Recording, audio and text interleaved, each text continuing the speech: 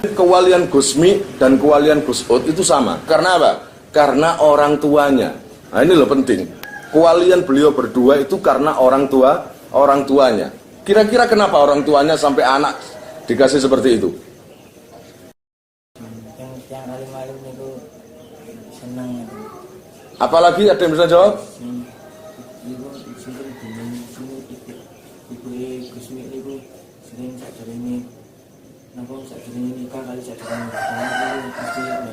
Baca Yasin. Terus kamu apa lagi? Seneng ngaji. Kamu apa lagi, cewek? Ayo. Nah, intinya jika ada seseorang yang selalu berbakti kepada Allah, menjauhi kemaksiatan, lesannya nggak pernah putus zikir, membaca Al-Quran, menjauhi apa yang dilarang oleh Allah, maka Allah akan membuahkan hasil kepada orang tadi berupa dia sendiri dijadikan alim, dia sendiri dijadikan kekasih Allah, atau kalau nggak dia sendiri, anaknya. Kalau Gusmi itu luar biasa. Luar biasanya apa? Luar biasanya orang tuanya juga kekasihnya Allah, dia juga kekasih Allah. Karena jeripayah orang tua tadi. Gus Ud juga gitu. Sejak kecil memang punya luar biasa. Gus Ud itu orangnya selalu godain santri kalau ngaji. Ya sama tadi seperti ke Kiai Usman tadi dengan teriak-teriak sama. Jadi nggak pernah ngaji.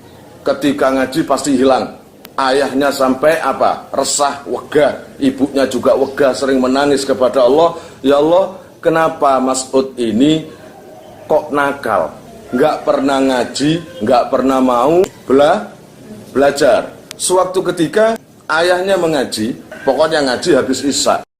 Sekarang pondoknya sudah nggak ada, pondoknya di Pagerwojo situ, paham? Ketika ngaji, Gus Ud itu selalu teriak. Kira-kira ayahnya marah nggak lihat anaknya gitu? Marah kan? Langsung ditegur. Kamu itu kalau ayah ngaji, ojo rame, nggak mau ngaji, bikin ulah saja. Kang Reken, ayahnya bilang gitu, kayak nggak ada salah gitu, nggak ada salah, seperti nggak ada salah. Namanya Gus Ud itu sudah di luar dugaan, di luar kebiasaan anak-anak kecil. Lalu besoknya ayahnya ngaji lagi, teriak-teriak lagi, merdeka, merdeka. Nah, yang kedua kali itu, ini yang bikin ayahnya tidak seperti awal atau kedua dengan menegur. Tapi yang ini beda. Segera ayahnya itu ambil penjalin. Ambil penjalin, langsung dipukul ke anaknya. Sudah nggak mau ngaji, sudah nggak ngerti kalau kamu anak kiai, nggak mau ngaji, dipukul. Diajar. Kira-kira anak-anak sekarang ini kalau diajar kemana? Sehabis diajar itu kemana? Minggat. Minggat itu biasa nggak? Biasa. Berarti kalau Gus Ud seumpamanya minggat, nggak salah. Namanya masih umur 8 tahun, 9 tahun. Ini umur 8 sampai 9 tahun. Kira-kira siapa? Ayo, siapa nang kene sing umur 8 9 tahun? Masih cah. Sama niku, cilik apa enggak? Anak segitu itu bisa ngaji apa enggak? Enggak bisa kan? Nah, itu enggak mungkin bisa lah anak segitu ya. Habis diwarai, Gus ini bukan minggat. Pokoknya enggak muncul sama sekali. Ayahnya juga enggak mau tahu, ngerasa aman malah. Ngerasa aman, gimana enggak aman? Biasanya ngaji ada yang teriak-teriak, sekarang sudah enggak ada. Belum sadar ayahnya. Ngerasa enak ngaji. Jadi menjelaskan, tenang, aman. Besoknya lagi ngaji, aman, tenang. Besoknya lagi, lama-lama ayahnya bingung. Iya, kangen juga. Lama-lama ayahnya itu kangen nabrek. Nang, Mas Ud nang diara iki. Nggak sadar kalau anaknya itu minggat itu nggak sadar. Dikira enggak. Akhirnya salah satu dulu mantan santrinya yang baru meninggal, yang pernah kesini, bercerita dengan saya. Saya yang disuruh nyari waktu itu. Ketika ngaji di masjid, lalu sehabis ngaji, ayahnya bilang gini, Mbah Syekh, namanya itu Mbah Syekh. Namanya memang Syekh memang. Namanya memang Syekh. Syekh, dalam kiai, celukan Mas Ud tadi. Nah, dalam celukan Mas Ud, gak ngerti, dikira Mas Ud di sekitar pondok itu aja. Celukan Mas Ud, kiai. Ayahnya masuk ke rumah. Syekh tadi mencari Pak Syekh tadi mencari Gus Ud di kamar-kamar nggak ada, di biasanya tempat main-main juga nggak ada. Lapor, Kiai ngapunten, Gus Ud saya cari nggak ada. Nggak ada gimana maksudnya? Itu biasanya di rumahnya sih itu. Iya sampun, nggak ada. Di kali, nggak ada. Di kamar-kamar santri, nggak ada. Baru mulai resah itu ayahnya. Mulai resah. Gimana pun juga namanya orang tua, sekeras-kerasnya dengan anak juga nggak tegaan lah lihat anak kayak gitu.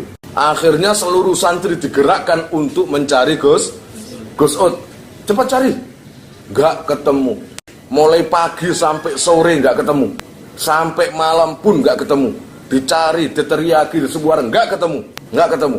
Akhirnya ibunya menangis. Ibunya itu menangis. Siapa sing diseneni kira-kira? Ya jelas ayah mulane tala ya. Anak itu jangan dipukul kayak gitu. Aku lo pukul apa sih? Saya ngaji teriak-teriak. Ini namanya anak kecil, dimaklum lah. Anak kecil kalau diem ya aneh. Coba kamu lihat anak kecil sama mane umur 8-9 tahun menengai. Kamu makan? Enggak. Kamu sekolah? Iya. Enggak kalau temenan? Sudah sekolahnya? Sudah. Kira-kira aneh enggak itu? Namanya anak kecil itu identik apa? Teriak-teriak, mainan, lompat-lompat ya kan? Akhirnya kata ayahnya, iya ya bu, itu aja loh. Ya wes maaf. Iya sampean maaf enak. Sekarang Mas Ud di mana? Iya sudahlah diam aja, saya cari nanti. Akhirnya sampai malam nggak ketemu. Sampai menjelang hari keempat mencari lagi, nggak ketemu. Yang namanya santri yang bercerita ke saya tadi, yang disuruh tadi, kecapean. Habis mencari Gus Ud kecapean, akhirnya apa? Mandi di kamar mandi pondok. Mandi, sarung dilepas, pakaian dilepas. Ya seperti biasanya mandi. Digoyang biar pakai sabun. Lah ketika pakai sabun itu ada yang aneh, kamar mandi itu. Kok beguduk. Apa itu bahasa Indonesianya beguduk? Ada gelembung-gelembung yang keluar itu. Beguduk. Dilihat, beguduk. Apa ini? Dilihat itu seperti ada sosok aneh di dalam air itu, ya, yang ketutupan sarung, seperti kemulan gitu. Paham? Ya jelas takut toh. Takut. Aneh ini. Langsung dia pakai sarungnya, ya, dia pakai baju, langsung lari keluar ke kamar mandi, langsung apa? Menuju ke romo kiainya, ayahnya Gus Ud tadi. Mbak Yai, apa? Kok teriak-teriak? Di kamar mandi Mbak Yai, ada apa? Di kamar mandi nggak tahu ada apa, saya kaget. Yang namanya kiai tadi langsung ikut Kiai Syekh tadi, Mbah Syekh. Jadi kiai juga di Probolinggo. Mbah Syekh itu tadi. Di mana? Di kamar mandi Kiai. Akhirnya diajak ke kamar mandi. Ini loh Kiai. Memang betul. Beguduk. Lagi, ditunggu lagi. Beguduk. Iya, apa itu ya? Akhirnya kiainya tadi ambil kayu, paham? Terus ditusuk-tusukkan sedikit-sedikit. Loh, gerak memang. Gerak sedikit-sedikit. Jadukin lagi. Ternyata apa? Malah bangun, duduk, terus berdiri, kelihatan wajahnya di air tadi, kelihatan wajahnya di permukaan air. Loh, Mas Ud, ambil kerip-kerip matanya gitu, seperti habis tidur. Kamu ngapain di dalam? Turu, tidur. Mulai kapan kamu di dalam air itu? Ya mulai ayah marah itu. Mulai saya habis dipukuli ayah. Dari kejadian itulah Mas Ud baru mulai terkenal di mana-mana. Paham? Dan ayahnya pun mulai punya apa? Perasaan anak saya ini bukan anak sembarangan berarti. Ternyata seorang Gus Ud mampu tidur di dalam air selama 3 hari, nggak pakai apa itu istilahnya oksigen atau nggak pakai apa, nggak pakai, tidur seperti layaknya orang tidur. Yang sekarang ini masih apa ada orang seperti itu? Ada. orang seperti Gus Ud ada di Madura, Bangkalan, cicit daripada siapa? Syekhona Khalil, yaitu Khalilur Rahman. Panggilannya Ralilur. Itu nggak tanggung-tanggung, Laut Madura itu. Dulu itu pernah tahun berapa itu ada orang yang jaring ikan, ternyata kedapatan Ralilur itu apa? Di dalam jaring itu lagi berzikir. Itu nyata itu, bukan fakta, bukan hanya isapan jempol atau cerita omong kosong, enggak. Itu nyata, saksinya juga masih ada. Jadi di dalam air itu Allah, Allah, Allah. Lah itu loh namanya orang yang sudah digenggam oleh Allah. Apapun enggak akan membahayakan karena Allah yang sudah menggenggam. Karena Allah enggak mau hati orang itu apa? Menoleh dari Allah. Allah mau dia harus noleh ke saya saja. Nah, ketika Gus Ud ketemu, ibunya seneng enggak kira-kira? Seneng nggak ibunya anaknya ketemu itu? Seneng. Akhirnya dipeluk, jangan pergi lagi nak, jangan pergi lagi nak. Sing ayahnya juga berkaca-kaca matanya gitu. Tapi Gus Ud itu nggak ngerasa salah, nggak minta maaf, nggak. Akhirnya apa? Ayahnya itu ala Ud kon kudu semendali, ditangisi, nggak ada hasilnya kayak ngono. Nah, dipikir setelah kejadian itu Mas Ud akan berubah. Ternyata tetap ya. Setiap ayahnya ngaji, merdeka, merdeka, pakai kuda-kudaan. Kira-kira mangkelnya balik mana enggak? Ayah melihat anak seperti itu, kira-kira mangkelnya balik mana enggak? Ya mangkel, ya bang. Tapi enggak marah seperti yang pertama. Dipanggil baik-baik, Mas Ud itu. Mas Ud, nah, kamu itu diakui gak diakui anak kiai, nah. Ayahmu itu sudah dipanggil kiai. Masa kamu tetap seperti ini nak? Apa enggak malu? Enggak jawab Gus Ud. Dia enggak malu kelihatannya. Ngaji apa nak? Ngaji nak. Ngaji nak. Mantuk tak? Seneng ayahnya lihat anaknya mantuk. Tapi ketika ayahnya ngurung ngaji, ngajar ngaji, Mas Ud enggak ada lagi. Enggak pernah ngaji pokoknya. Terus tetap teriak-teriak. Akhirnya beberapa hari ayahnya jengkel lagi. Mas Ud, panggil. Mas Ud, sini. Masa sih kamu gak denger nasihat ayah kamu? Kemarin ayah bilang apa? Diam. Akhirnya selesai. Dah, pokoknya ngaji. Mas Ud bilang gini. Ya, ayah ngaji aja. Apa saya yang ganti? Apa saya yang ganti ayah ngaji?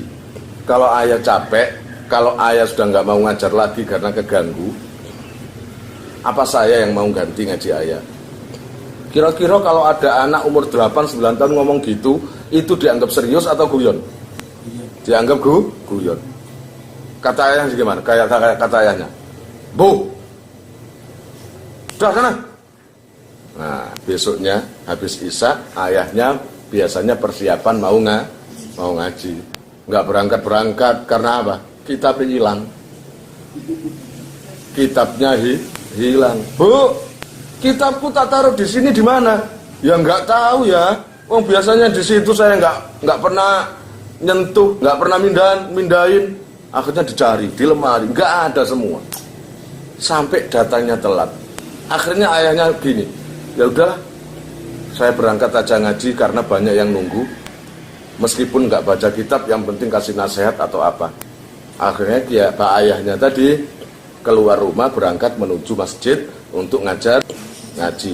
Di tengah jauh samar-samar dengar ada apa? Ada yang ngaji, yang ngajar ganti beliau. Paham? Ini kok kayak anak kecil ngajar ngaji. Didekati kemudian dia belum. Kok Mas Ud? Ya sambil baca kitab itu. Bismillahirrahmanirrahim. Baca gitu enak, namanya suara anak kecil ya. Enak bacanya, dijelaskan, diterangkan. Matenggengen ayahnya. Mas Ud bener itu.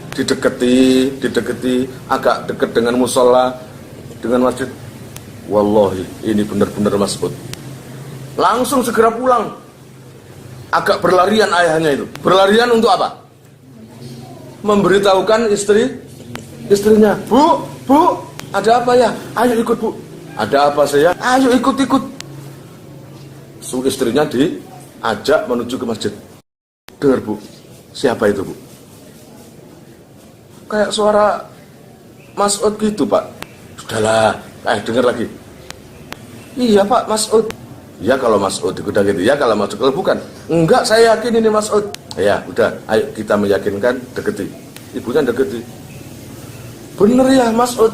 Langsung nggak sadar dua orang tua itu menangis.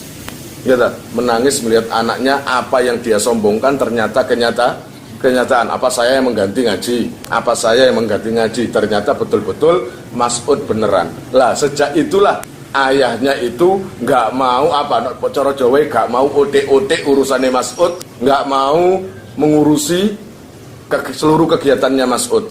Yang penting dijaga dengan baik, didoakan terus sama orang tuanya.